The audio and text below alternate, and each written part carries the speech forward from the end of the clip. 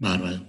Bueno, buen día. Empezamos, que esta ya es la quinta clase del curso. Tenemos que seguir con los temas de la clase pasada, que no nos alcanzó el tiempo para todo lo que teníamos que cubrir. Igual todavía estamos bien con el cronograma, por suerte. Así que el tema de hoy son, bueno, seguir con los armónicos esféricos, que ya los habíamos visto, habíamos empezado a ver la vez pasada, y introducir un nuevo sistema de funciones ortonormales que va a ser útil para trabajar en coordenadas cilíndricas. Tengo más gente para admitir. Un nuevo sistema de funciones ortogonales que van a ser útiles para trabajar en coordenadas cilíndricas, que son las funciones de Bessel. Así que, como repaso de la vez pasada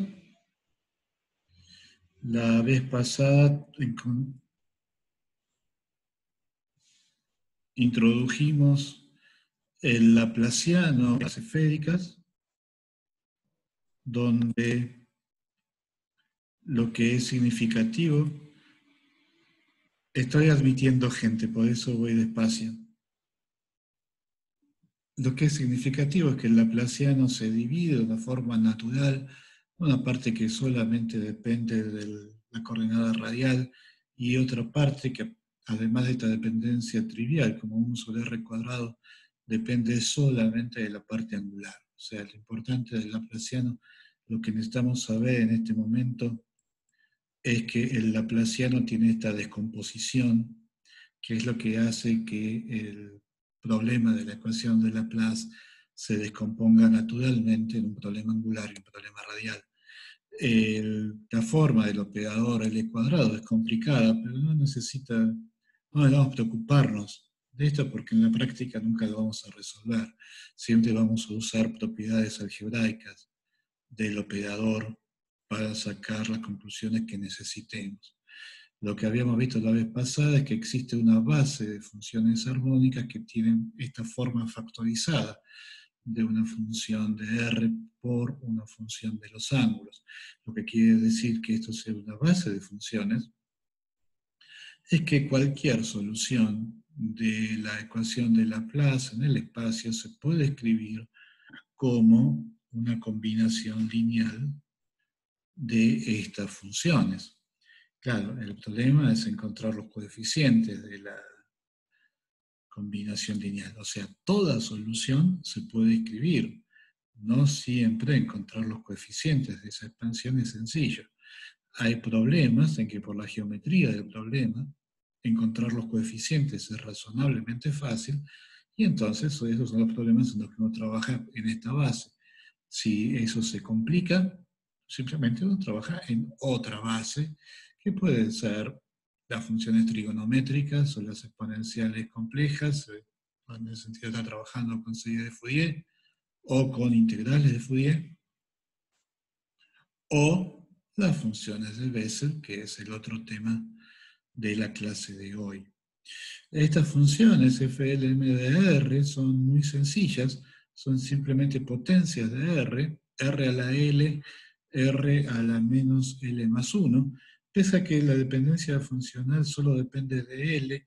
De todas formas conviene conservar el índice M, porque después, cuando uno encuentre los coeficientes de la expansión de una solución en esta base, típicamente los coeficientes van a depender de L y de M.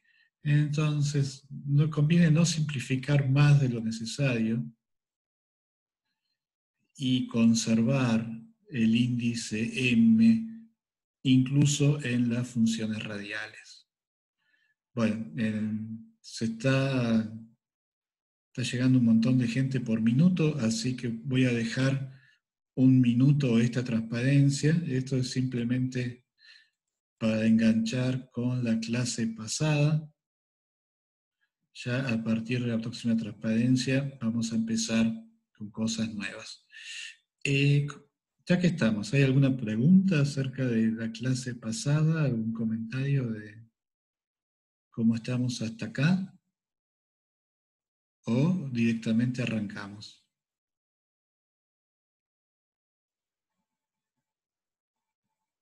A ver, ¿alguien que me diga algo? ¿Hasta ahora se viene entendiendo? Bueno, bárbaro, está mejor que yo entonces.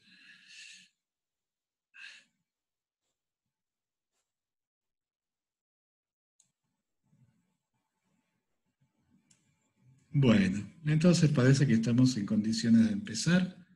Parece que ya estamos en... Sí, estamos más o menos en el mismo número de participantes que la vez pasada. Bueno, algunos gráficos. Esta es una manera muy peculiar de graficar los armónicos esféricos. Ah, claro, me había salteado una diapo. Entonces estábamos acá en esta descomposición. Los ILM, que son, obviamente, son los que nos interesan porque son los nuevos, son los armónicos esféricos, son funciones de θ y de φ y satisfacen esta ecuación de autovalores. Es una ecuación de este tipo, decimos que ILM es una autofunción del operador y lo que está multiplicando la autofunción del otro lado es el autovalor correspondiente. Una cosa que habíamos dicho, pero en la tradición de Calvin y Hobbes, yo le pedí que me lo acepten como un acto de fe, hoy lo vamos a demostrar, es que los armónicos esféricos son ortogonales cuando uno los integra sobre todo a la esfera, la norma 2 de la esfera, ya sea que cambie L o que cambie M, ya eso alcanza para ver que son ortogonales y se los normaliza para que sean ortonormales. Y en general los armónicos esféricos son funciones complejas y satisfacen esta condición. Uno puede analizar los armónicos esféricos un poquito más. El armónico esférico se escribe como una exponencial en phi. Si uno pide que estas sean funciones univaluadas, o sea que si yo doy toda la vuelta a la esfera y llego al mismo lado, el valor de la función también tiene que repetirse. O sea que ILM tiene que ser una función periódica en phi con periodo 2pi. Entonces, este coeficiente m necesariamente es un número entero. Puede ser positivo, negativo o cero, pero tiene que ser un número entero. Y lo que queda, obviamente, es solamente una función de θ, aunque depende de L y de M, y es solución de esta ecuación.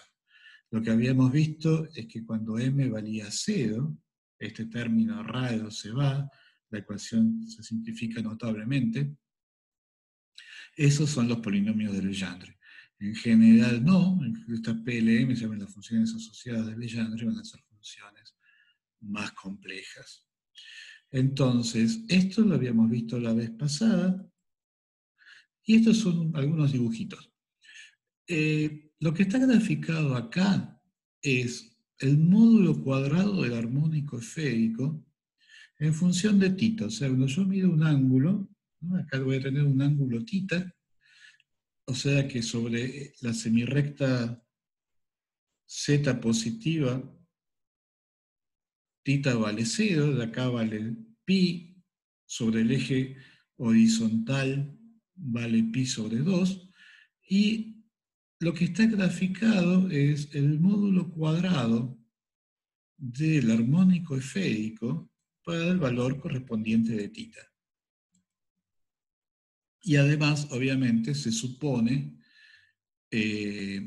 simetría de revolución en phi. O sea, puedo hacer girar este gráfico y entonces ahora sí obtengo un gráfico en que estoy mapeando el módulo cuadrado de phi sobre toda la esfera.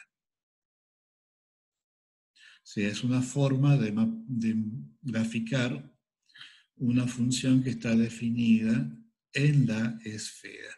En el caso, este es el armónico esférico de L igual a 0. Se acuerdan que M va de menos L a L, o sea que con L igual a 0 tengo un único armónico esférico. Y es muy sencillo, es una constante, vale por normalización esa constante tiene que valer 1 sobre raíz de 4pi. Bueno, acá la normalicé nada más que a 1. Pero en todo caso, el gráfico es este, y si yo le agrego la simetría de revolución en phi, simplemente voy a tener un gráfico que va a ser una esfera.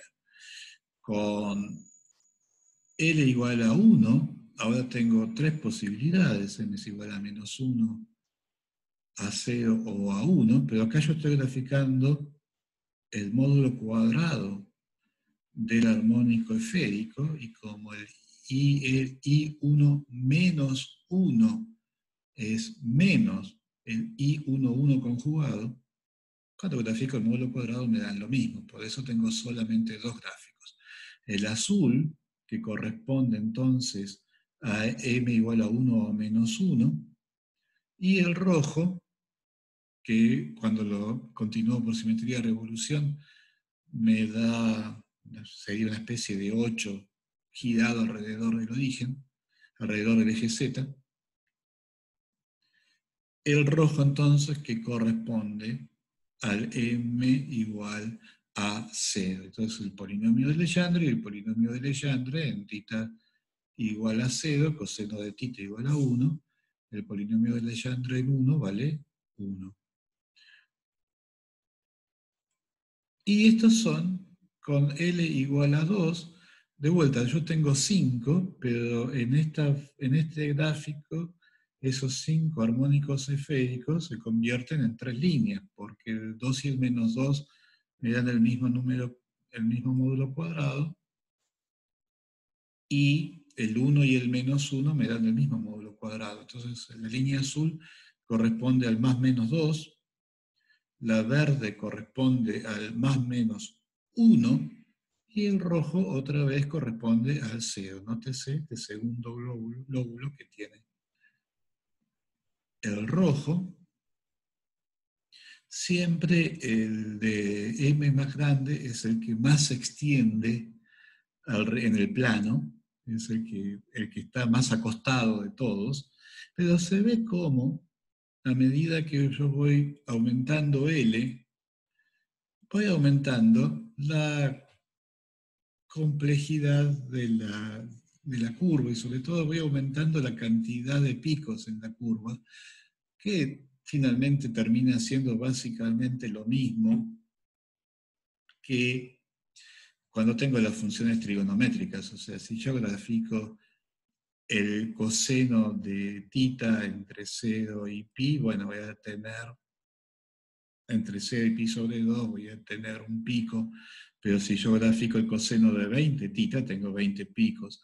Acá da lo mismo, y de hecho se ve de la misma ecuación de Legendre, que si yo me voy a valores de L muy grandes, esencialmente llega un momento en que esto se vuelve chico frente a esto, que la variación del armónico esférico varía mucho cuando θ varía en cantidades del orden de 1 sobre L.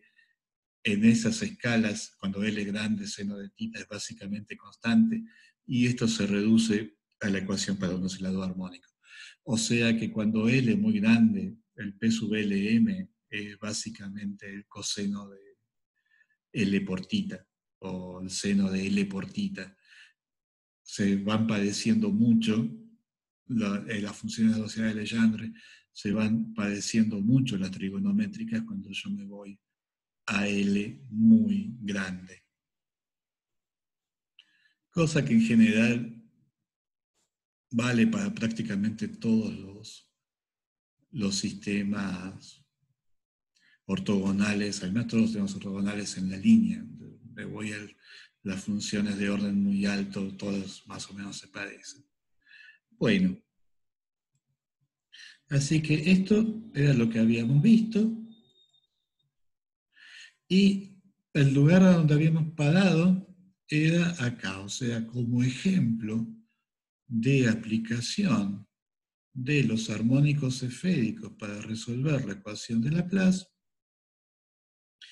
La idea era encontrar la función de Green en el espacio. La función de Green es la solución de la ecuación de Poisson cuando la inhomogeneidad es una delta, o sea que físicamente es encontrar el potencial de una carga puntual. Y uno dice, ¿para qué cuernos queremos encontrar el potencial de la carga puntual si ya lo sabemos? Potencial de Coulomb. Si no le pongo el menos 4pi de las ecuaciones de Maxwell, es menos 1 sobre 4pi por el módulo de x menos x'. Bueno, bárbaro, perfecta, precisamente esa es la idea. La idea es resolver con esta tecnología un problema cuya solución ya sabemos, para ver si lo que estamos haciendo tiene algún sentido o no. Entonces empezamos con el caso más sencillo, en el que obviamente poner la carga, este va a ser el punto fuente. Si lo pongo en el origen, efectivamente me da el potencial de Coulomb. Eso ya es demasiado trivial. Entonces lo vamos a poner sobre el eje Z, pero separado del origen, a una distancia R', la dirección Z positiva. La ventaja que tiene esta locación, por eso todavía sigue siendo simple, es que si bien ya perdimos la simetría esférica, porque acá hay una dirección privilegiada, o sea, si yo estoy en el origen, la dirección en la que estoy mirando a la carga que genera el campo es distinta a todas las demás direcciones. Es la única dirección en la que yo tengo una carga. Por lo tanto, perdí la simetría esférica y una dirección privilegiada. Pero al menos mantengo la simetría axial. Yo me puedo girar alrededor de esta dirección privilegiada y ahí todavía tengo simetría. Entonces, este es el problema que queremos resolver en coordenadas esféricas.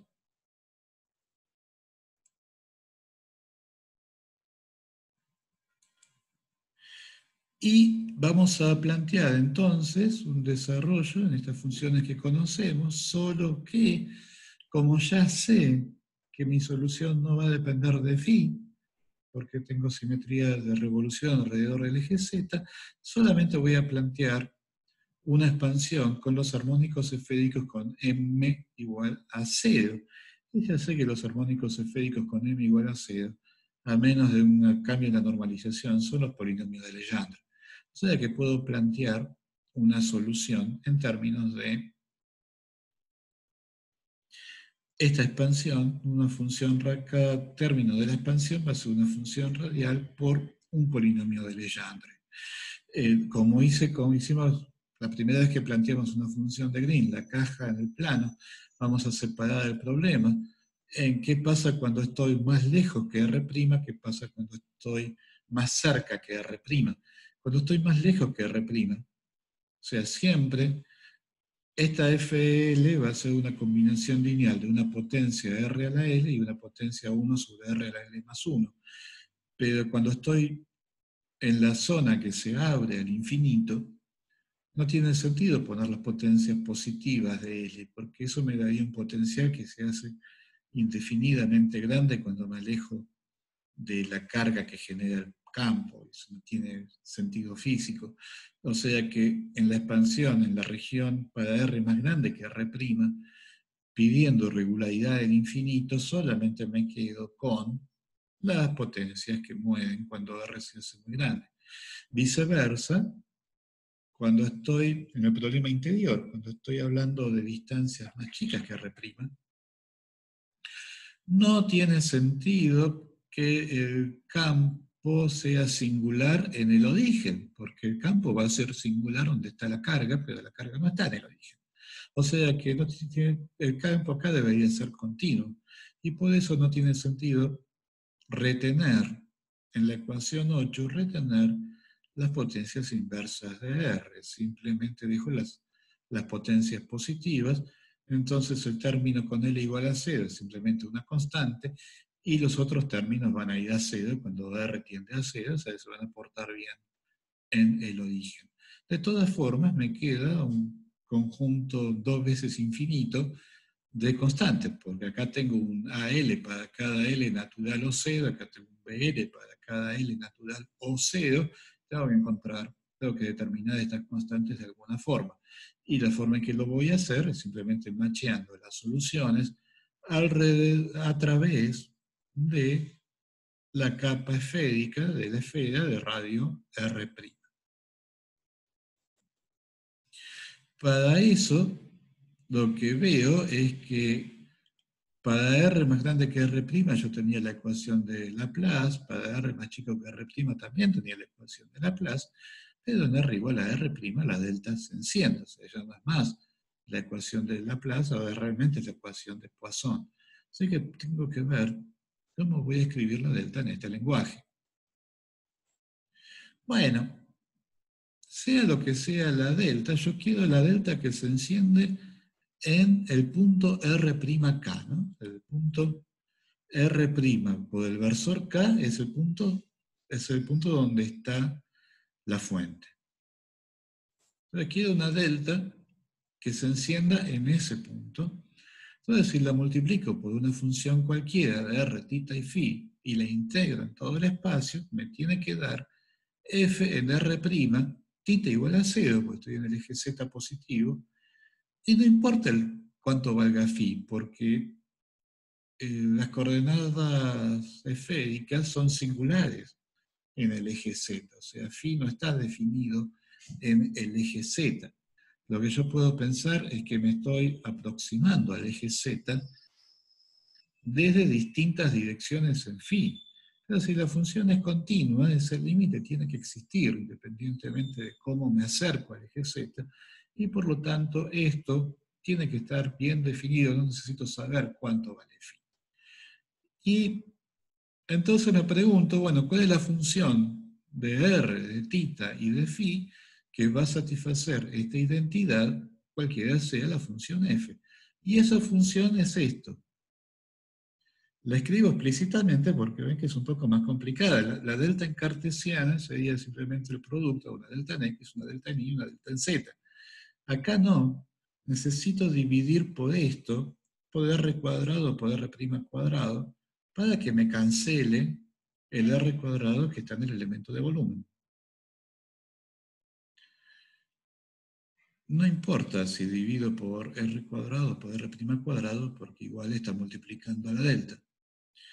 Y necesito dividir por esto. Bueno, el 2pi, como ya había dicho que esto, cuando θ es 0, la f no va a depender de φ, la integral en φ es trivial y me va a dar 2pi, o sea, simplemente divido por 2pi para normalizar la integral en φ, barra. Y tengo que dividir por el seno de θ. Pero el seno de θ vale a 0. Bueno, eso es un caso en el que es lícito dividir por 0. O sea, yo tengo que dividir por seno de θ para cancelar el seno de θ acá. O sea, de vuelta, piénsenlo como un límite. Estoy tomando, defino un punto en el eje Z, es el límite de un punto con θ muy chiquito cuando θ tiende a 0. El caso es que necesito dividir por el seno de θ para cancelar el seno de θ que viene con el elemento de volumen. Bien,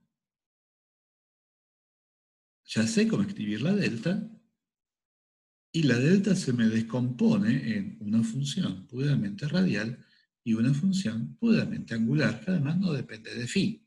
Esta será una función rara, pero como toda función que no depende de φ, se puede desarrollar en polinomio de Legendre. Parezca mentira, existe alguna superposición de polinomio de Legendre que me da esta cosa. Yo tengo que saber cómo son los coeficientes, y los coeficientes los saco por ortogonalidad. O sea, multiplico la 11, multiplico ambos términos, supongamos que acá cambio el índice de suma que sea CL', PL'. Bueno, multiplico ambos términos de la ecuación por el P sub L. De este lado, todos los términos que tengan, y después lo integro en φ y en θ, integro sobre toda la esfera. Bueno, acá los términos que me queden, el P sub L que estoy multiplicando por el P sub L' que ya tenía, si L' es distinto de L, integrado sobre toda la esfera me van a dar 0, punto, eso no importa. Y el término que tiene L' igual a L, bueno, me da esto, me queda la integral sobre toda la esfera del polinomio de Legendre al cuadrado, que es algo que yo había calculado la vez pasada. Como tengo la expresión explícita para los polinomios de Legendre, esta es una integral que se hace. Y de este lado me queda, bueno, ¿se acuerdan? Yo había multiplicado ambos términos de la 11 por el P sub L de coseno de tita. Ahí después integré por la esfera, o sea que me queda el delta de tita sobre 2pi seno de tita multiplicado por el polinomio de Legendre integrado sobre toda la esfera. Y esto, por la definición de la delta, me tiene que dar el polinomio de Legendre evaluado en tita igual a 0. Eso es el polinomio de Legendre evaluado en 1, y el polinomio de Legendre evaluado en 1 vale 1. O sea que finalmente esta integral la calculo, de este lado sé que vale 1, por lo tanto el C sub L es 1 sobre la integral, que termina siendo 2L más 1 sobre 4pi. O sea que yo sé exactamente cuáles son los coeficientes en esta expansión. Entonces ahora lo que hago es volver a la ecuación de Poisson. Antes yo había mirado esta ecuación para R distinto de R'. Para R distinto de R', la delta valía 0 y solo tenía Laplace. Ahora voy a dejar la delta expresada, pero voy a desarrollar todo en polinomio de Legendre, usando el desarrollo del polinomio de Legendre que acabo de descubrir. De este lado yo tengo, el laplaciano se me va a descomponer en la parte radial, la parte angular, pero yo ya sé que el polinomio de Legendre es un autovalor, una autofunción de la parte angular, o sea que la parte angular se me reduce a multiplicar por esto, y este nuevo término que viene de la expansión de la delta. Bueno, si yo toda esta expansión en polinomio de Legendre me tiene que dar 0, los polinomios de Legendre son independientes, el único desarrollo de polinomios de Legendre que me da 0 es el que tiene todos los coeficientes iguales a 0, por lo tanto,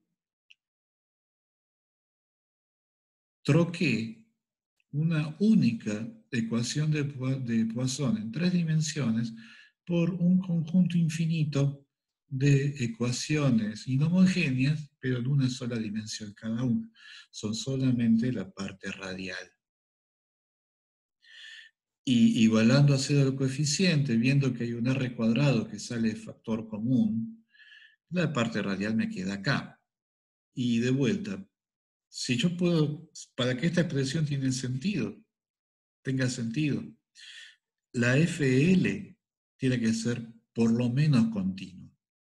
Entonces yo ya sabía que esta FL tenía, parece que cambié la notación, disculpen, tenía esta pinta cuando R era mayor que R', tenía esta pinta cuando R era menor que R', bueno, en R' se tienen que pegar.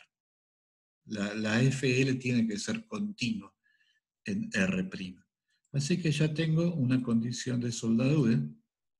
Una condición de soldadura es la continuidad, no en cualquier lado, cuando R es igual a R'. Y la otra condición, como habíamos hecho en la caja en 2 dimensiones, la vamos a obtener integrando esta ecuación desde R' menos epsilon hasta R' más epsilon. La integral de este término, como la FL es continua, va a ser un infinitésimo del orden de epsilon, lo puedo tirar. La integral de la delta me va a dar 1, porque entre R' menos epsilon y R' más epsilon pasé por R igual a R'. Y acá, por el teorema fundamental del cálculo, me queda el límite superior de R cuadrado por la derivada menos el límite inferior de R cuadrado por la derivada. O sea, la FL va a ser continua, pero la derivada va a ser discontinua, en una discontinuidad que va a tener que ver con el peso que tenía la delta.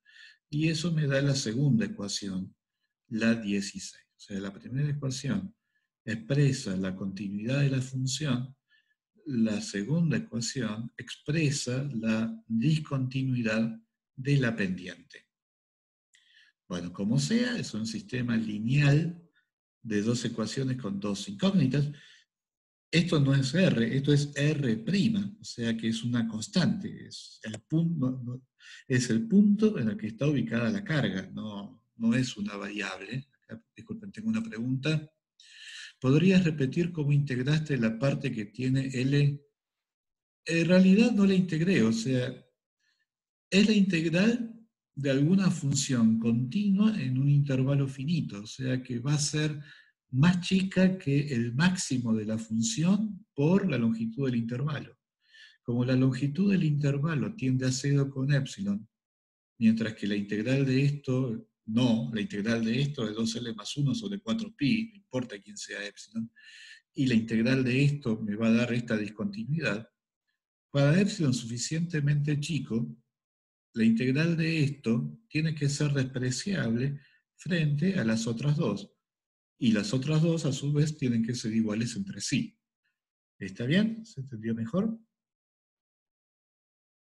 Juan Cruz. Bien, bárbaro. Estas son las cosas a las que uno, si no las entiende, por lo menos se acostumbra, porque es un argumento que uno repite una y otra vez siempre. Finalmente llega un momento en que uno se autoconvence que lo entendió. Bueno, decía, es una situación con dos incógnitas. Este R' es conocido, es el lugar en el que está la carga. Por lo tanto, lo resuelvo. Y cuando lo resuelvo, encuentro que la solución tiene esta pinta. Esto, R menor quiere decir, yo agarro, tengo dos R's. El R del punto campo y el R' del punto fuente. Bueno, R menor es el que sea más chico de los dos y R mayor es el que sea más grande. Si estoy en el problema exterior, R mayor es R y R menor es R'. En el problema interior, R mayor es R', R menor es R. O sea que automáticamente, si estoy en el problema exterior, automáticamente estoy eligiendo la combinación de R y R', que se porta bien en infinito. Si estoy en el problema interior, automáticamente estoy eligiendo la solución del problema que se porta bien en R igual a 0. Y me queda esto, el polinomio de Legendre evaluado en el coseno de tita. Pero finalmente, ¿quién es tita? Bueno, tita es el ángulo comprendido entre el versor radial del punto campo y el versor radial del punto fuente, que es el versor K, porque el punto fuente está sobre el eje Z. Y el coseno del ángulo comprendido entre dos versores es precisamente el producto interno de esos dos versores. Entonces, la misma fórmula que había encontrado la puedo escribir de esta manera. Y la ventaja que tiene escribirla de esta manera, la ventaja que tiene la 18, es que no depende de la elección de coordenadas, o sea, depende de la elección del origen, porque tengo que saber cómo estoy midiendo los radios. Pero por más que yo rote el sistema de coordenadas, manteniendo fijo el origen, bueno, el versor del punto campo va a ser el versor del punto campo y el versor del punto fuente va a ser el versor del punto fuente. O sea que esta fórmula me expresa a la solución del potencial coulombiano en cualquier sistema de coordenadas siempre y cuando yo preserve la elección del origen del sistema. ¿Estamos bien? Ya con esto resolvimos el problema del potencial coulombiano manteniendo la simetría axial. ¿Alguna pregunta sobre esto? ¿No? ¿Estamos todos bien? ¿Seguimos?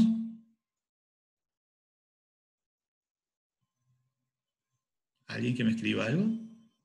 Bien. Bárbaro. ¿Le llegó el el PDF que les mandé anoche. ¿Lo vieron? Bárbaro. Bueno, entonces, vamos a agrandar y vamos a hacer un problema más complicado. O sea, ¿qué pasa si la carga no se encuentra sobre el eje? Y seguimos siendo unos genios, porque si la carga no se encuentra sobre el eje pasa esto. Ya tenemos la solución, es la 18. Esto es el potencial coulombiano escrito en coordenadas esféricas. Ahora vale para cualquier posición de la carga.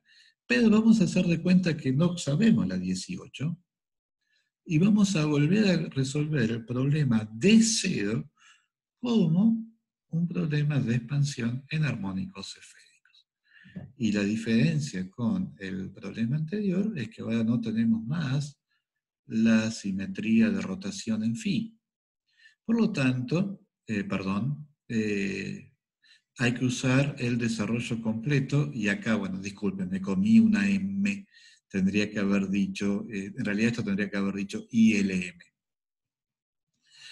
La parte radial de la expansión de vuelta son potencias de R, divido el problema, o sea, tomo como frontera la esfera que contiene al punto fuente, entonces tengo un problema exterior, tengo un problema interior. En el problema exterior me quedo con las potencias que mueven infinito, en el problema interior me quedo con las potencias que se portan bien en el origen, pero ahora los coeficientes pueden depender de L y de M. Repito, acá esto es un error tipográfico, acá debería decir ILM. Y de vuelta voy a tener el problema de machear estas soluciones. Disculpe, acá tengo una pregunta. ¿Podría repetir qué es R mayor y qué es R menor? Sí, no hay problema. Disculpen. Yo tengo dos R, tengo R y R'. Entonces, siempre alguno de los dos va a ser el más grande y el otro va a ser el más chico. R mayor es el que sea el más grande de los dos. Si estoy en el problema exterior, el más grande de los dos es R. Si estoy en el problema interior, el más grande de los dos es R'. Entonces, en el problema exterior, esto es R' a la L dividido R a la L más 1.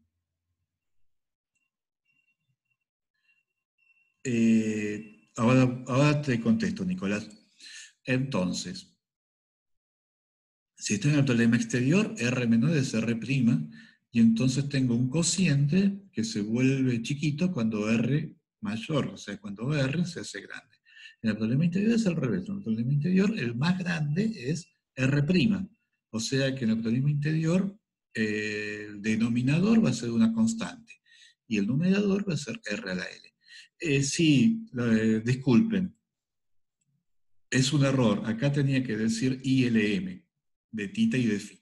O sea, no tengo simetría en phi y por lo tanto tengo A. Donde dice PL de coseno de tita en la 19, tiene que decir ILM de tita y de phi.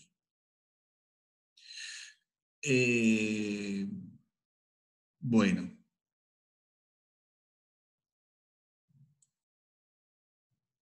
Bien. En las próximas diapos va a estar corregido. Este se me escapó en esta solamente. Bueno, de vuelta. Tenía que machear. Tengo esta solución cuando R es más grande que R'. Tengo esta solución, la 21, cuando R es más chico que R'. Tengo que pegarlas de alguna forma para lograr que determinar quiénes son estos coeficientes. Una de las condiciones de soldadura va a ser que las soluciones se peguen con continuidad a través de la esfera de radio R'. La otra condición de soldadura me va a decir que la derivada de estas funciones es discontinua cuando yo atravieso la esfera de radio igual a R', ¿verdad? Pero discontinua por cuánto, cuán discontinua. Para eso necesito necesito encontrar la expresión de la delta, o sea, necesito ver cuál es la inhomogeneidad en la ecuación de Poisson, pero ahora discriminada según valores de L y de M. Entonces, de vuelta, así como antes yo había escrito la delta como una función de tita, y esa delta como función de tita tenía un desarrollo en polinomio de Legendre,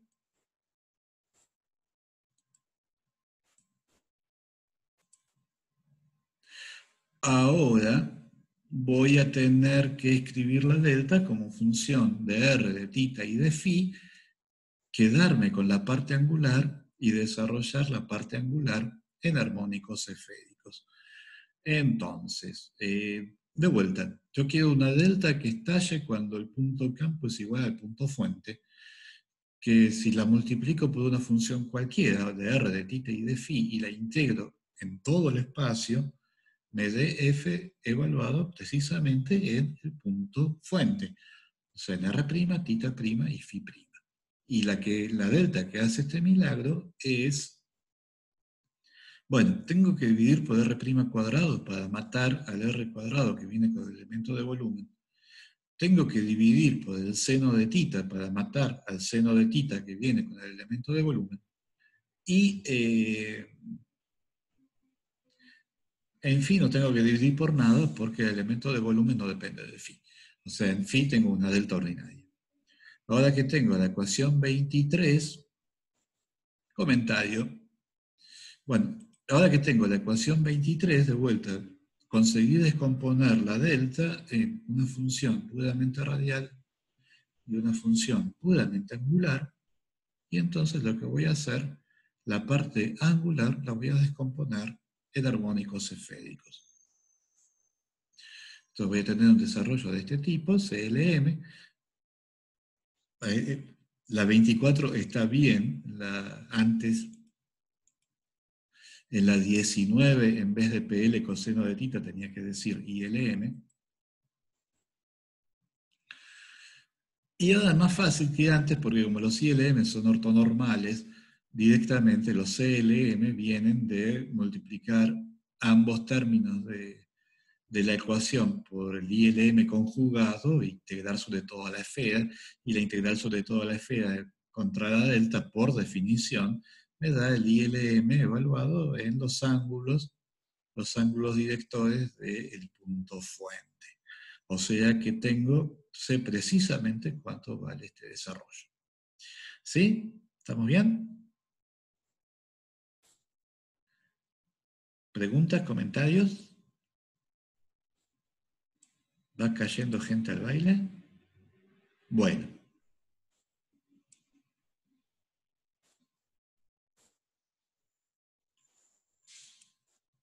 Bueno, esto es un comentario. Si alguno se está poniendo nervioso con esta manera de manejar las deltas, hay una forma sistemática de encontrar la fórmula que yo escribí, que es usar la propiedad de la delta de una función de x. Que la delta de f de x es 1 sobre el módulo de la derivada de la derivada de f por la delta de x. Entonces yo pienso un cambio de coordenadas, lo pienso como que las coordenadas cartesianas son alguna función de las coordenadas curvilíneas. La delta en cartesiana la conozco, la delta de x por la delta de y por la delta de z, y entonces uso la propiedad de la delta de una función para ver quiénes son las deltas en las curvilíneas. Este es el jacobiano, es el determinante del cambio de variables. Ahora ocurre que el mismo jacobiano aparece en el elemento de Bloom, por lo cual efectivamente la delta es lo que sería la delta ordinaria en las coordenadas curvilíneas, dividido lo que esté multiplicando al elemento de volumen ordinario en coordenadas de las coordenadas curvilíneas, que es exactamente lo que vinimos haciendo. O sea que estas cosas que yo hice medio a ojo, encontrar una delta que haga lo que quiero que haga, se puede hacer de una manera sistemática y da lo que yo escribí. Bien, entonces, volvemos. Habíamos llegado a que podíamos expresar la delta, o sea, la inhomogeneidad en la ecuación de Poisson, la teníamos expresada como una función radial por una función angular, y la función angular la habíamos podido expresar en términos de armónicos esféricos, y sé quiénes son los coeficientes de esta expansión. El CLM es exactamente el ILM conjugado, evaluado en los ángulos del punto fuente. Entonces ahora junto todo y escribo la ecuación de Poisson como un único desarrollo en armónicos esféricos, y de vuelta, si este desarrollo tiene que ser idénticamente cero, cada corchete tiene que ser cero, para que estas derivadas tengan sentido, la FLM tiene que ser por lo menos continua, y eso me da mi primer condición de soldadura. La segunda relación la voy a encontrar integrando esto en R, desde R' menos epsilon hasta R' más epsilon. Como estoy integrando en R, esto es una constante. Simplemente estoy integrando la delta, y la integral de la delta me va a dar 1. Y acá, exactamente como la otra vez, la integral de este término me va a dar un infinitésimo de orden epsilon, y la integral de este término me va a dar r cuadrado por la derivada evaluado en los límites de integración. O sea que me va a dar la discontinuidad en r' cuadrado, porque r cuadrado es continuo en r', pero por la discontinuidad en la derivada. Y eso me da mi segunda condición de soldadura, que por supuesto depende de que yo acá tengo un coeficiente, depende de este coeficiente. Pues si yo acá tuviera 0, la integral de 0 me seguiría dando 0, por más que tuviera una delta. O sea que la fuerza, la intensidad del salto de la derivada va a ser proporcional a este ILM conjugado, evaluado en θ' y φ'. Otra vez, un sistema de dos ecuaciones inhomogéneas, dos ecuaciones con dos incógnitas. Es fácil de ver que el determinante del sistema es no nulo, de hecho es 2L más 1, creo. Así que se resuelve, y la solución tiene esta pinta. La solución es la 31, lo cual resolvimos perfectamente el problema, y la solución es esta. Pero yo ya había resuelto el problema. O sea, yo ya había encontrado, o sea, ahora resolví el problema y me dio la segunda línea de la 32, ¿no? Me dio todo esto, la segunda línea de la 32 es, de vuelta, es simplemente copiar la 31. Pero yo ya había resuelto el problema, me había dado esto. Y escrita de esta manera, esto me había dado cuando había resuelto el problema con el punto fuente sobre el eje Z positivo. Pero había visto que si lo escribía de esta manera, no dependía de esa elección particular del sistema de coordenadas. O sea que estas dos soluciones son equivalentes. Y efectivamente, el R menor a la L es el R menor a la L, el R mayor a la L más 1 es el R mayor a la L más 1, el menos 1 es el menos 1.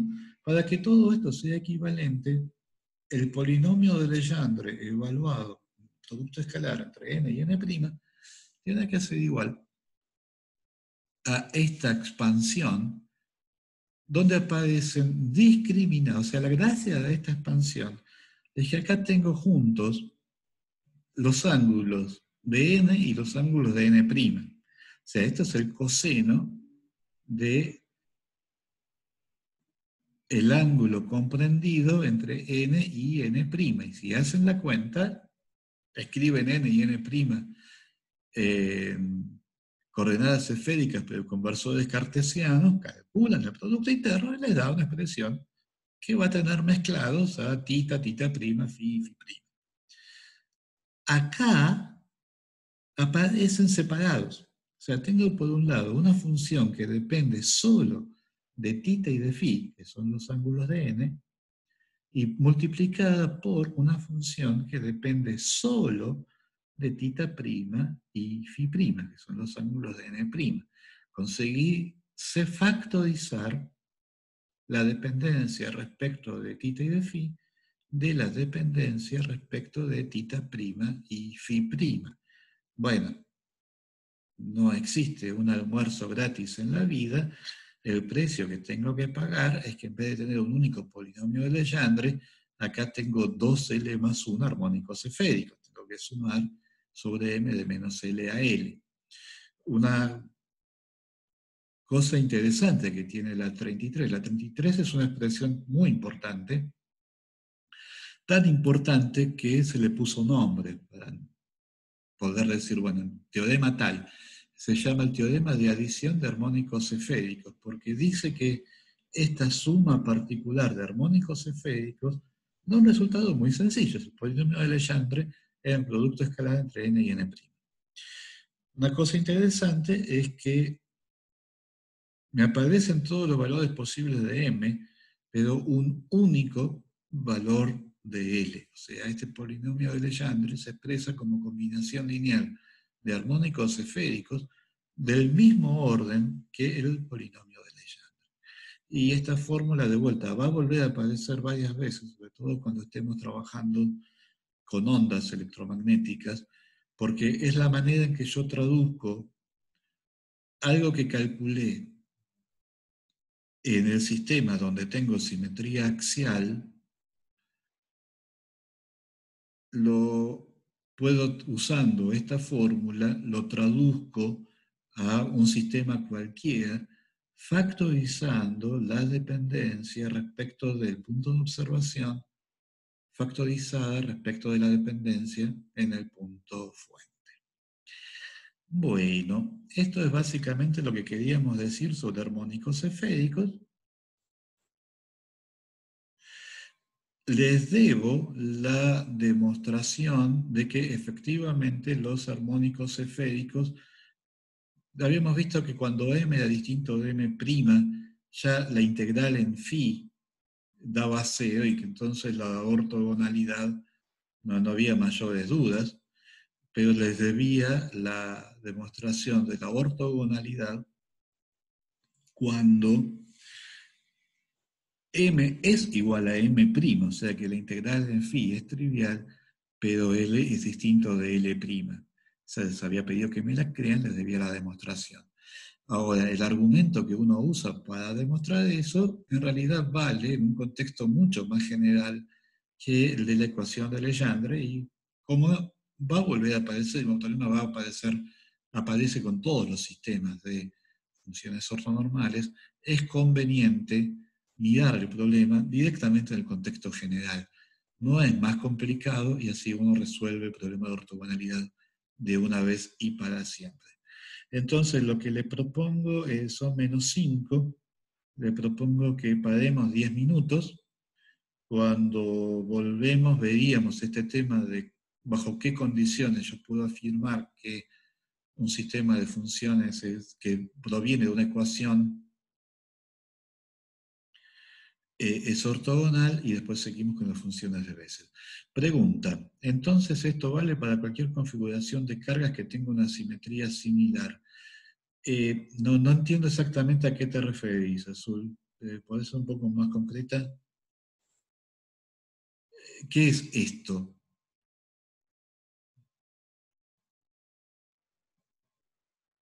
A ver. ¿A qué te referís por esto, Azul?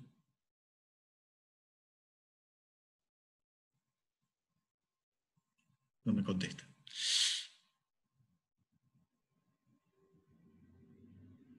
Digamos, esto como solución. Claro, esta es la solución para una única carga que está en el punto R' con ángulos θ' y φ'. Si yo tengo una configuración de cargas, bueno, tendré que integrar esto, usando superposición, tendré que integrar esto sobre todos los valores de R', según sea el menor o el mayor, todos los valores de tita prima y todos los valores de phi prima. Que esa integral sea fácil de hacer o no, va a depender críticamente de la simetría de la configuración. Si la configuración tiene algún tipo de simetría esférica que haga que la integral sea fácil de hacer, entonces efectivamente esto va a ser conveniente. Y de hecho, esto va a volver a aparecer cuando veamos el tema que viene, cuando terminemos con este capítulo, el tema que viene, el desarrollo multipolar. Si se acuerdan de Física 3, un desarrollo multipolar del potencial de una distribución de carga, aparecían una serie de potencias. El potencial de una carga va como 1 sobre R, el potencial de un dipolo va como 1 sobre R cuadrado, y así siguiendo. Bueno, esas potencias inversas cada vez más grandes son estas. Si estoy lejos de la carga, lejos de la configuración, siempre el R mayor, el R va a ser mayor que todos los puntos fuente, por lo tanto el R mayor va a ser R, y esto es un desarrollo en potencias inversas de R. Cada término del desarrollo va a ser un término del desarrollo multipolar del potencial de distribución de carga. Bueno, pasaron algunos minutos más, así que la propuesta es que sigamos I10 viendo el problema de la ortogonalidad. ¿De acuerdo? Seguimos I10. ¿Alguien que me escriba algo? Perfecto. Bueno, hasta luego.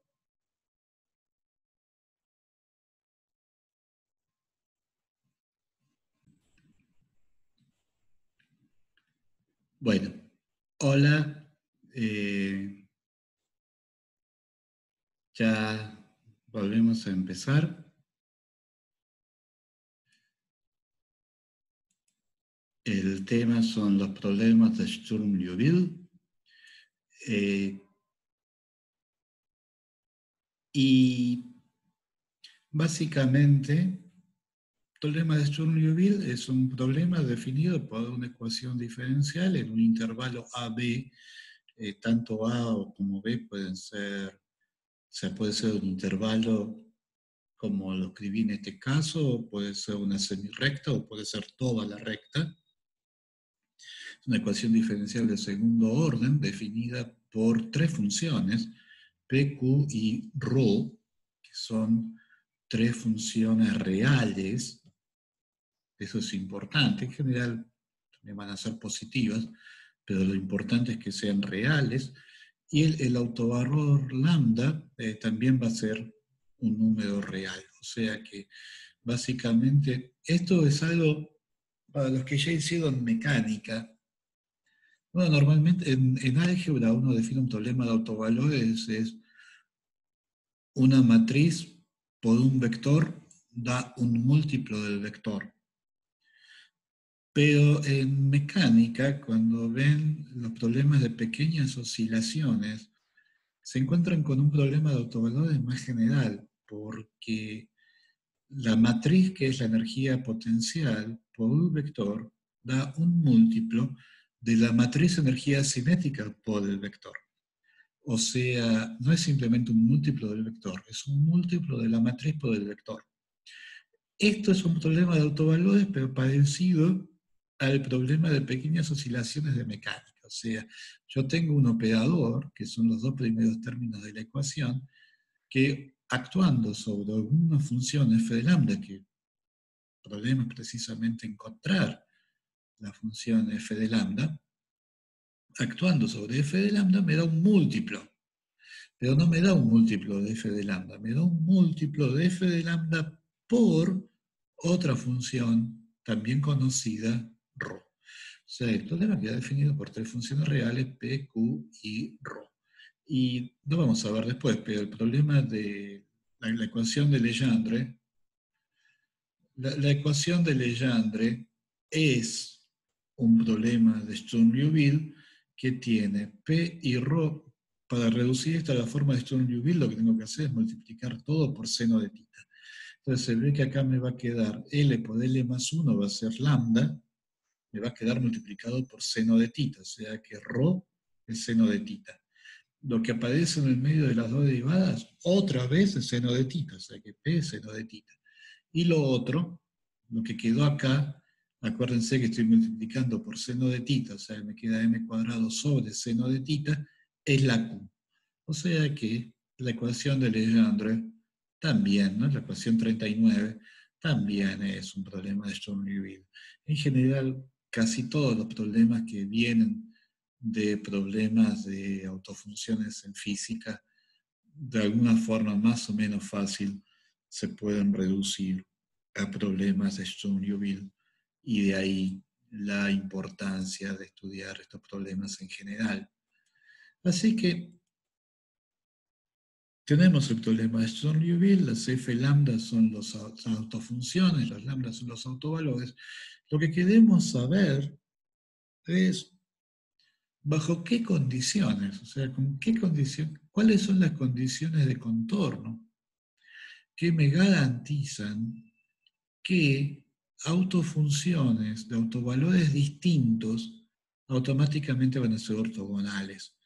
Y ortogonales respecto de qué concepto de producto interno, porque como vamos a ver, bueno, van a ser ortogonales, pero no van a ser ortogonales respecto al producto interno habitual, sería la integral de A hasta B de el producto interno de f con g, sería la integral de A hasta B de f conjugado por g. Bueno, lo que vamos a ver es que va a haber un concepto de ortogonalidad entre f lambda y f de lambda prima para lambda distinto de lambda prima,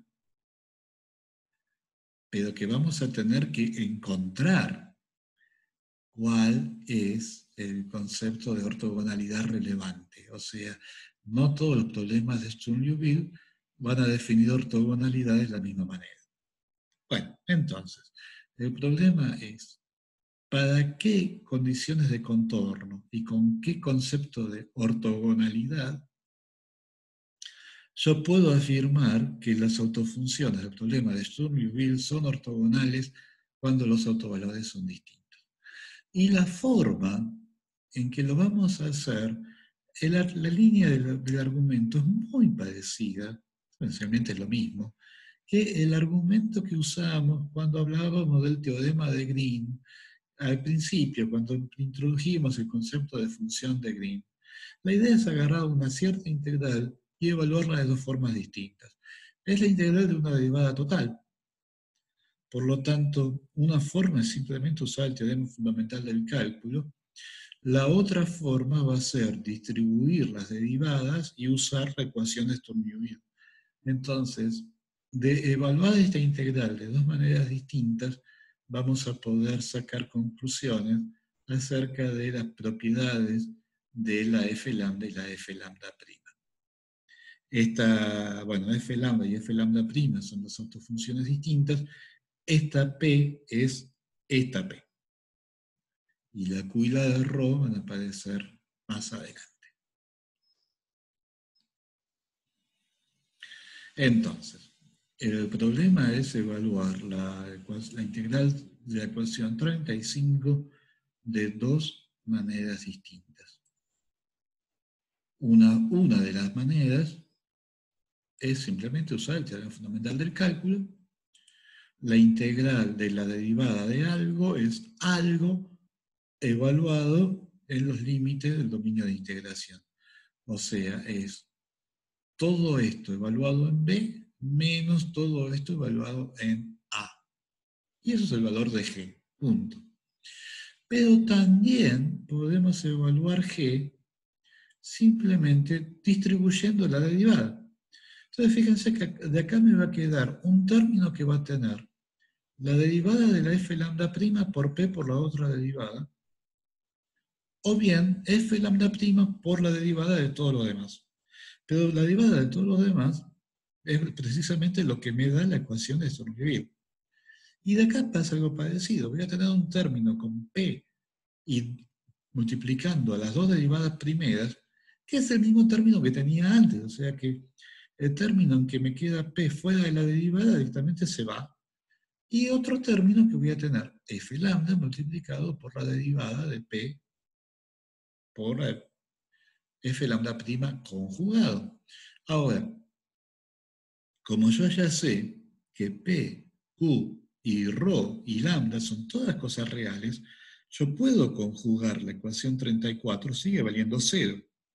O sea que también sé lo que vale la derivada de P por la derivada de F conjugado respecto de X.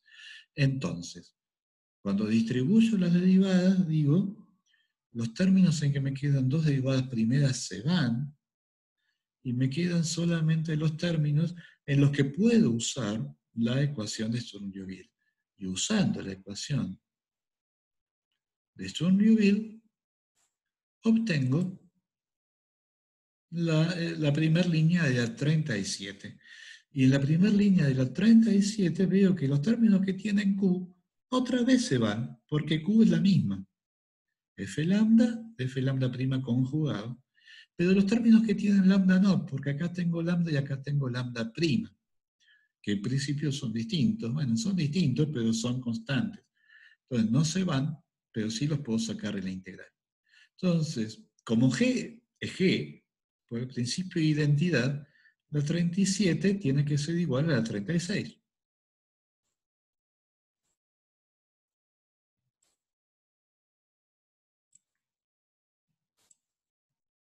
Ay, disculpen, tengo un problema de... Ya está resuelto. Decía, por el principio de identidad, la 37 es igual a 36 porque finalmente son dos formas de evaluar la misma integral G. Por lo cual, yo llego a la conclusión de que si por algún motivo esta cosa, la diferencia entre esto evaluado en B y esto evaluado en A me da 0, entonces automáticamente llego a la conclusión, como este factor no es 0, porque lambda prima es distinto de lambda, si esto es 0, entonces automáticamente llego a que f lambda y f lambda prima son ortogonales, pero con un producto interno que no es el producto interno ingenuo, no es el L2 de la recta, es el L2 de una medida en que la medida de integración es ρ por diferencial de x, y ρ obviamente no es cualquier ρ, es el ρ que viene con el problema de Sturm-Liouville. Entonces, la 34, la ecuación de Sturm-Liouville, automáticamente me está diciendo cuál es el concepto relevante de producto interno que yo tengo que aplicar a las autofunciones del operador de dx de p de dx menos q.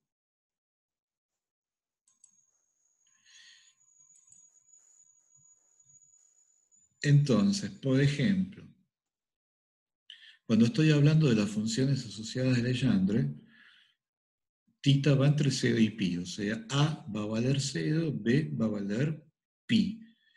P es el seno de θ. Y el seno de θ vale 0, en 0 y en pi.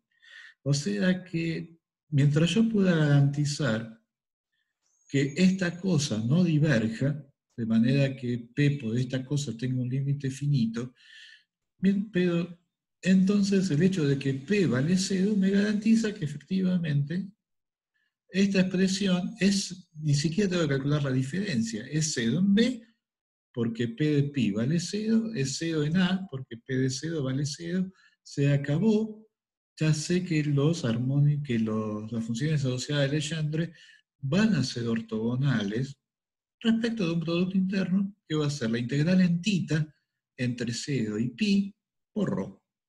¿Quién es ρ? Bueno, de vuelta, miro en la ecuación, la comparo con la ecuación de Sturm-Liouville y por comparación me doy cuenta que el que está jugando el papel de ρ es seno de θ. Entonces obtengo la relación de ortogonalidad para las funciones asociadas de Legendre, que obviamente me quedó el elemento me quedó, acá le agrego un diferencial de phi y me queda el elemento de Adi en la esfera, o sea que esto es ortogonalidad. Esto es equivalente a la ortogonalidad de los armónicos esféricos Lm y L'M en la esfera. Lo demostré porque ese problema es un caso particular de la ecuación de Sturm-Liouville. Y después vamos a ver que ahora en cilíndricas va a aparecer un nuevo problema, que es la ecuación de Bessel, y la ecuación de Bessel también se va a poder reducir a un problema de Sturm-Liouville. Por eso valía la pena plantearlo en general y no simplemente ir resolviendo cada caso en particular.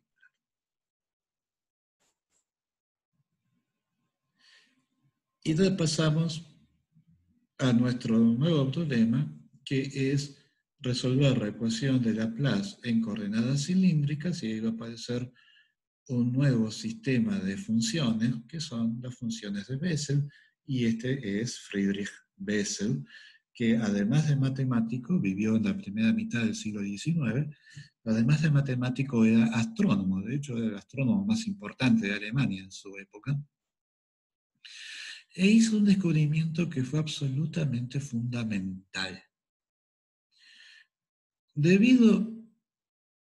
Esto no tiene nada que ver con el electromagnetismo, pero es algo que es tan importante que no puedo evitar mencionarlo.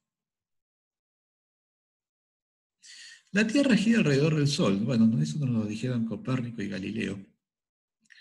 Si la Tierra gira alrededor del Sol, cuando yo miro una estrella fija, cuando la estoy mirando en distintos momentos de la órbita, tengo que ver como que la estrella se mueve respecto del campo de las estrellas que están todavía más lejos. Ese movimiento aparente es lo que se llama el paralaje. Y es un efecto que se debe exclusivamente al movimiento de la Tierra alrededor del Sol. Por lo tanto, es la demostración conclusiva de quién tenía razón, si Copérnico o Ptolomeo. Si la Tierra estaba quieta, no había paralaje. Si la Tierra se movía, tenía que haber paralaje. El problema es que el paralaje, cuando una estrella está lejos, el paralaje es muy chiquito. Por lo tanto, es difícil de medir. Ahora, en la época de Galileo,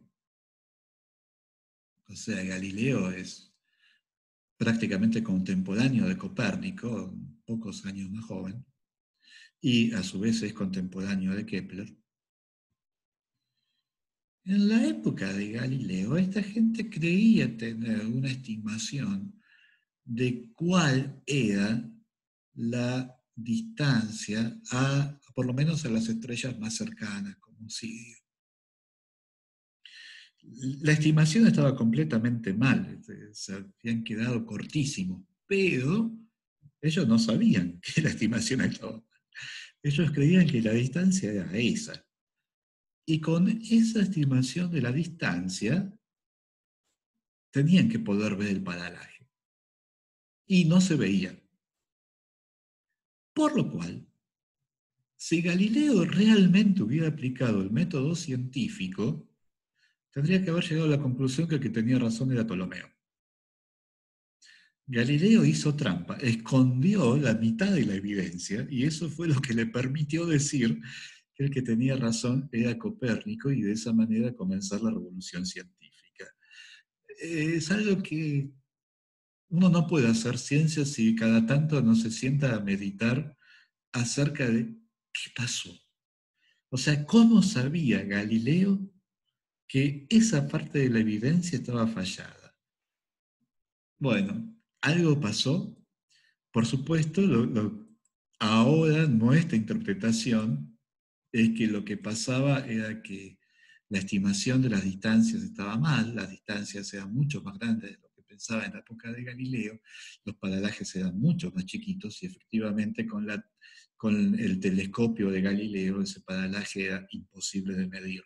Bessel fue el primero que publicó una medición de un paralaje y eso fue recién alrededor de 1820, 1830, o sea, muy después de Galileo. O sea que el honor de Bessel fue haber inventado sus funciones, que son prácticamente tan importantes como las trigonométricas en física matemática, y también haber sido la persona que demostró conclusivamente que el que tenía razón era Copérnico. Hasta ese momento la evidencia jugaba a favor de Ptolomeo. Bueno, con este paréntesis histórico, vamos a volver al electromagnetismo.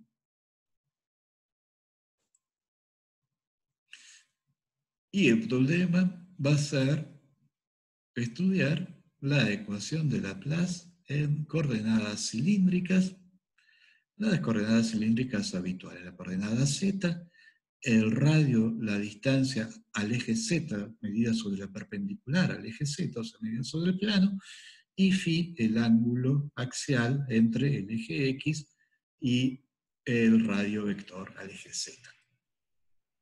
¿Cómo estamos? ¿Alguien que me haga algún comentario? ¿Que me escriba algo? Y arrancamos con las cilíndricas. ¿Bien? ¿Todo bien? Bueno, ¿conocían la historia del paralaje? Bueno, es imposible hacer física si uno no conoce esa historia.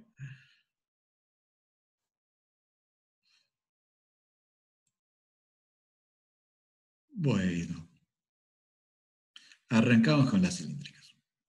Bueno, lo que vamos a hacer es de vuelta, vamos a proponer separación de variables, o sea que vamos a buscar una solución que esté factorizada, una base de solución que esté factorizada en una función de z, una función de phi, una función del radio, ahora R es el radio en cilíndricas. El precio que vamos a pagar, entonces vamos a tener funciones muy simples, pero la solución general de la ecuación de Laplace va a ser una superposición de muchas de estas. O sea, el precio que vamos a pagar es que en vez de tener una única función muy complicada, vamos a tener una superposición complicada de funciones muy simples. Este índice K, por ahora lo vamos a tomar real, o sea, fíjense que no estamos hablando de transformación de Fourier. ¿No? La transformación de Fourier sería E a la I por K por Z. Este kappa, la letra griega kappa, la tomamos por ahora, la vamos a tomar como real. Esto se parece a los senos y cosenos hiperbólicos que aparecieron cuando resolvimos el problema de la ecuación de Laplace en una caja en dos dimensiones. El E a la IMFI es el E a la IMFI de siempre, este sí es una trigonométrica normal. Estamos pidiendo que la función sea univaluada, o sea, estamos pidiendo que sea periódica en phi, por lo cual m tiene que ser un entero, y por convención vamos a tomar que m es positivo, o sea, vamos a discriminar los dos signos de m, pero puede ser un número natural o puede ser el cero. Y esta cf kappa m es lo que nos desvela, es lo que no sabemos y es lo que estamos tratando de conseguir. Bueno, reemplazamos las de vuelta, es derivada segunda respecto de z dos veces. Eso es trivial, cada derivada me baja un kappa, cada derivada respecto de phi me baja un im, o sea que dos derivadas me bajan un menos m cuadrado, y esta cosa es esta cosa.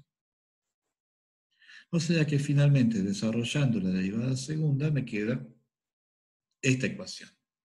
Y haciendo un cambio de variables trivial, o sea,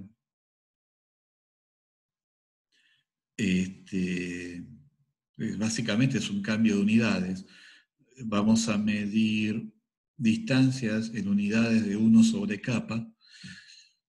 La ecuación, esta kappa desaparece de la ecuación con este rescaleo de la variable independiente, nos libramos de kappa como parámetro, y la ecuación se reduce a lo que se llama la ecuación de Bessel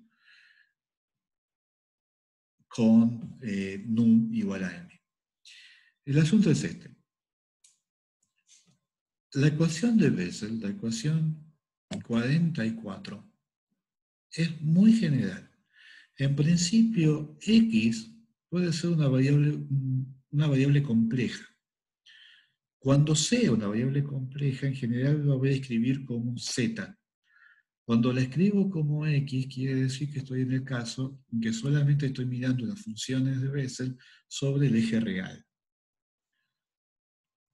Y el parámetro nu, ¿no? El parámetro kappa lo único que me indica es la escala. El parámetro nu es lo que realmente determina la forma de la función. El parámetro nu también puede ser un número complejo. O sea que en general las funciones de Bessel van a ser funciones de una variable compleja que dependen de un parámetro complejo.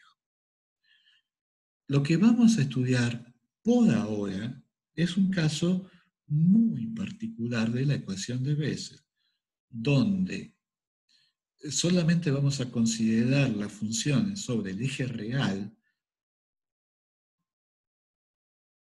Como paso intermedio a veces conviene y usa el plano complejo, pero siempre vamos a volver al eje real. Pero sí, la restricción más importante es que no vamos a usar la libertad que tenemos de que no sea un parámetro complejo, sino que solo, por ahora, solo vamos a mirar el caso en el que m es un número natural o eventualmente cero. O sea, vamos a estar mirando una clase muy particular de funciones de Bessel. Después, más adelante en el curso, vamos a ver problemas que van a involucrar funciones de Bessel más complicadas y, en particular, ya creo que la clase que viene vamos a ver un problema en el que el argumento de la función de Bessel no va a ser real, sino imaginario. Pero eso está en el futuro. Por ahora solamente vamos a mirar un caso muy especial de función de Bessel, que es el caso en el que este parámetro nu es un número natural o cero. Y esas funciones tienen una serie de propiedades, algunas se pueden generalizar naturalmente al caso general, el caso de nu complejo, otras no tanto, y entonces hay que tener cuidado que todo lo que vamos a decir hoy solamente vale para ese caso muy particular. Bueno, la ecuación de Bessel es una ecuación de segundo orden, para cada valor de los parámetros va a tener dos soluciones linealmente independientes. Si uno mide la ecuación cerca de cero, se da cuenta que hay una solución que converge cuando R tiende a cero y otra solución que diverge. Las funciones de Bessel son las que convergen. O sea, las funciones de Bessel son las soluciones reales, porque como la ecuación es lineal con coeficientes reales, yo me puedo fabricar soluciones complejas, así como para la ecuación del oscilador armónico yo puedo trabajar con senos y cosenos, que son soluciones reales, o puedo trabajar con e a la i x, e a la menos i x, que son soluciones complejas. La ecuación de Bessel también, la ecuación de Bessel, aún la ecuación con coeficientes reales, admite soluciones complejas. Bueno, nosotros vamos a trabajar por ahora, las funciones de Bessel son soluciones reales, y lo que las identifica, al menos de una constante, es que del par de soluciones linealmente independientes de la ecuación de Bessel son las que se portan bien cuando el argumento tiende a cero. Acuérdense que X se da kappa por R, o sea que esto, tender a cero, es tender al origen de coordenadas. Decía, ¿estamos listos para seguir? ¿Alguien que me escriba algo? A ver hasta dónde podemos llegar antes que se me termine el tiempo. Decía, la condición que sean soluciones reales y que sean acotadas en el origen me determina la función a menos de una constante. Todavía tengo que determinar la normalización. Para determinar la normalización, alguien se dio cuenta de esta identidad que es francamente maravillosa. Las funciones de Bessel son los coeficientes de Fourier de esta función periódica en θ. Esto es una cosa rarísima. Acá, como escribí z, eso quiere decir que z es complejo. Es una función periódica en θ y por lo tanto admite un desarrollo de Fourier. La verificación de que efectivamente estas Jn son solución de la ecuación de Bessel es el tipo de cosas que uno dice, además sí, te voy a creer y todo. Resulta que es cierto. Y además no solamente es cierto, es muy fácil de mostrar. Lo que hay que hacer la cuenta que está en la 46. Es una cuenta que se las dejo para que la hagan, pero que van a ver que sale en un renglón. Es completamente obvia. F es E a la I z por el seno de θ. O sea que cada derivada respecto de z me baja un I seno de θ y cada derivada respecto de θ me baja un I z coseno de θ. Sabiendo eso, uno verifica que la ecuación 46 es cierta. Pero entonces, ahora desarrollo Fourier a ambos términos, y en el desarrollo de Fourier respecto de θ me baja un IN en cada término. Entonces, el desarrollo de Fourier de la 46 es la 47. Y la única forma que yo tenga un desarrollo de Fourier que es idénticamente cero es que cada coeficiente, o sea, cada corchete tiene que valer cero. Y cuando veo lo que dice cada corchete es dividido por z cuadrado, cada corchete es exactamente la ecuación de Bessel, o sea, la ecuación dividiendo cada corchete de la 47, dividiéndolo por z cuadrado, se me convierte exactamente en la 44. Lo único que hice fue que en vez de nu tengo n y en vez de x tengo z. O sea que efectivamente la 45, los coeficientes de Fourier que aparecen en la 45 son toda solución de la ecuación de Bessel. Cuando yo pongo z igual a 0, esta función vale 1, el desarrollo de Fourier, yo puedo hacer un desarrollo de Fourier de la constante igual a 1. La constante igual a 1 es una función periódica, por lo tanto tiene algún desarrollo de Fourier. Y ese desarrollo de Fourier es muy fácil de calcular. El desarrollo de Fourier, la constante igual a 1, el coeficiente 0 vale 1 y todos los demás coeficientes valen 0. O sea que efectivamente demostré que las Jn son soluciones de la ecuación de Bessel y son regulares en z igual a 0, porque en z igual a 0 la J0 vale 1 y todas las demás J valen 0. O sea que ya tengo dos. Me faltaría demostrar que son reales. Pero fíjense que al afirmar que las Jn son coeficientes de Fourier de alguien, automáticamente yo obtengo una expresión para la Jn. Entonces el equivalente de la fórmula de Rodríguez para los armónicos esféricos, yo tengo una expresión explícita para la Jn, que viene de invertir la transformación de Fourier. Y obtengo entonces la 48.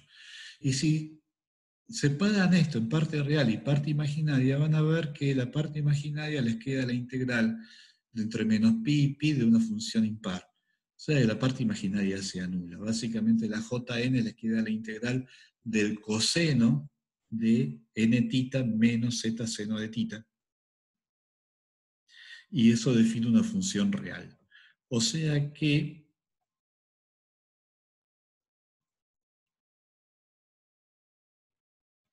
hemos demostrado que las Jn son solución de la ecuación de Bessel, son regulares en el origen y son reales.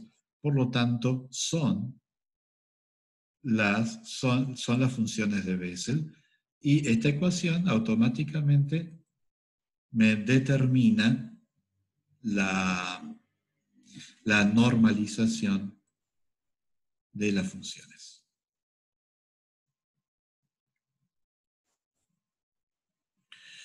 Haciendo un cambio de variables, llamando e a la itita lo llamo t, convierto la 48, la convierto en la 49, pero ojo que esta es una integral de línea en el plano complejo. O sea, t es e a la itita, t es un número complejo de módulo 1. O sea que esta integral ahora es sobre el círculo unidad en el plano complejo. Y lo que tiene de interesante es que yo sé cómo es el desarrollo en potencia de la exponencial, así que simplemente desarrollo la exponencial, intercalo la serie con la integral y automáticamente obtengo el desarrollo de Taylor de las funciones de Bessel. O sea que demuestro de un saque que las funciones de Bessel son funciones analíticas de la variable compleja z, lo cual confirma lo que yo ya sabía, y que son regulares cuando z tiende a 0. Y este desarrollo no serviría de nada si yo no pudiera calcular las integrales. Pero, bueno, además se ve que si n es par, la jn es par, si es impar, la jn es impar. De vuelta, este desarrollo no serviría de nada si calcular las integrales fuera difícil. Pero resulta que calcular las integrales es completamente trivial, gracias al teorema de los residuos. O sea, la integral sobre todo el círculo unidad de t a la m vale 0, salvo en un único caso, que es cuando m vale menos 1. Y esto es francamente notable, ¿no? Uno pensaría que la integral, calcular la integral de t a la menos 3 millones por pi debería ser algo como, bueno, no, tiene que ser un número entero. Calcular la integral sobre el círculo unidad de t a la menos 1.000.000 debería ser complicado. No, trivial, vale 0. Cualquiera vale 0. T a la 125, la integral vale 0. El único caso en que no vale 0 es cuando m vale menos 1. Sabiendo esto, es muy fácil de ver que el primer término, ¿no? O sea, yo tengo que agarrar, hacer el binomio de Newton de esta potencia, dividir por n más 1, y por t a la n más 1, y ver si me quedó en algún término algo que vaya como 1 sobre t. Cualquier cosa que no vaya como 1 sobre t, no me importa. Cuando hago ese ejercicio, desarrollo el binomio de Newton, divido término a término por t a la n más 1 y me fijo si queda algún término que pueda ir como 1 sobre t, me doy cuenta que para los k chicos no puede pasar. O sea, si k es más chico que n, de acá la potencia más grande que puedo sacar es t a la k, pero entonces me queda 1 sobre t a la n más 1 menos k, como n es más grande que k, eso no puede ir como 1 sobre t. O sea que los primeros términos de la serie son todos idénticamente 0, hasta que llego al término que tiene k igual a n. En el término que tiene k igual a n, acá me queda un factor, en el binomio de Newton, me queda un factor t a la n, y t a la n dividido t a la n más 1 va como 1 sobre t. O sea que el primer término no nulo de la serie es precisamente el término enésimo. La jn de z va como z a la n cuando z está cerca del origen. Y como el factor que multiplica a t a la n en t menos 1 sobre t a la n, el factor que multiplica a t a la n es 1, t integral, todo este corchete en ese término enésimo vale 1, y no solamente sé que jn va como z a la n, sino que además sé con qué prefactor.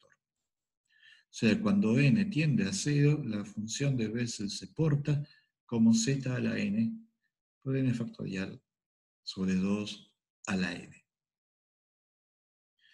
El motivo por esta fórmula está en el Jackson, la fórmula 52 está en el Jackson, y el motivo por el cual me tomé el trabajo de hacer todo esto, es para que vean de dónde sale esta normalización. O sea, ¿por qué no definieron las funciones de Bessel que vayan como z a la n?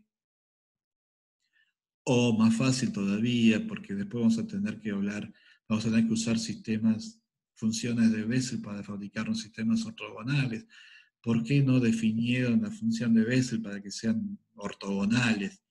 Bueno, el motivo por el cual no se hizo eso es para poder retener esta fórmula. Y esta fórmula es tan simple y determina tantas propiedades de la función de Bessel que valía que retener la 45 vale el precio de tener que usar esta normalización estrambótica en la 52. Si yo quiero pasar esto al caso en que n es un nu complejo, tengo que ver qué quiere decir el factorial de un número complejo. Y por supuesto, el factorial de un número complejo no quiere decir nada. Pero existe la propiedad de que cuando n es un número natural, el factorial de n es la función gamma, la gamma de Euler, evaluada en n más 1. Y la función gamma sí está definida para argumento complejo. Entonces, yo puedo extender, esto sigue valiendo cuando n es un número complejo cualquiera, tengo que reemplazar, en donde dice n factorial, tengo que escribir la gamma de n más 1. 2 a la n con n un número complejo está bien definido, z a la n también está bien definido, o sea que la expresión sigue teniendo sentido. La 52 es una de las propiedades de la función de Bessel que sigue valiendo cuando n es un número complejo y z también un número complejo. Nosotros por ahora solo lo vamos a usar en el caso en que n es un número natural o cero y z es un argumento real. Bueno, nos está quedando poquito tiempo, así que tenemos que seguir.